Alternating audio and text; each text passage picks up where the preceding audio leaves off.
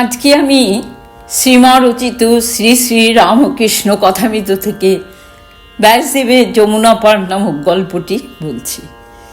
শ্রীরামকৃষ্ণ ভগবান লাভ করতে হলে সাধন ও গুরুর প্রতি দৃঢ় বিশ্বাস থাকা দরকার, এই প্রসঙ্গে ভক্ত সঙ্গে আলোচনা করছেন। তখন তিনি ব্যাসদেবের কীরকম দৃঢ় বিশ্বাস ছিল এই প্রসঙ্গে ব্যাসদেবের যমুনা পার নামক গল্পটি বললেন। একবার ব্যাসদেব যমুনা পার হবেন, তখন গোপীরাও এসে উপস্থিত, তারাও যমুনা পার হবে, কিন্তু কোনো খেয়া মিলছে না। গোপীরা বেশ চিন্তিত, তারা কিভাবে যমুনা পার হবে। তখন ব্যাসদেবকে বললে, ঠাকুর এখন কি করা যায়? ব্যাসদেব বললেন, আচ্ছা, তোমাদের কোনো চিন্তা নেই, আমি পার করে দিচ্ছি, কিন্তু আমার ভীষণ খিদে পেয়েছে, তোমাদের কাছে খাবার কিছু আছে?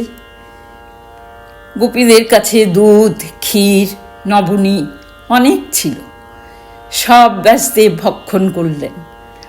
তারপর গোপীরা বললে, ঠাকুর এবার পাড়ের কি হবে?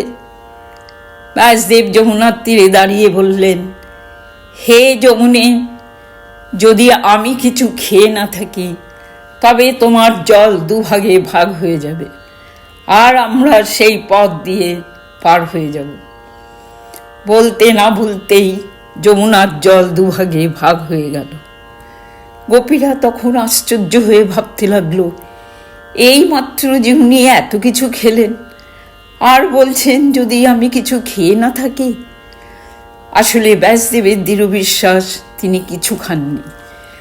তার হৃদয়ের মধ্যে যে নারায়ণ আছেন তিনিই খেয়েছেন। এই রূপ দৃঢ় বিশ্বাস থাকা চাই, তবেই ভগবান লাভ হয়। গল্পটি এখানেই শেষ হলো। সবাইকে যারা আমার গল্পটি শুনলেন অনেক ধন্যবাদ।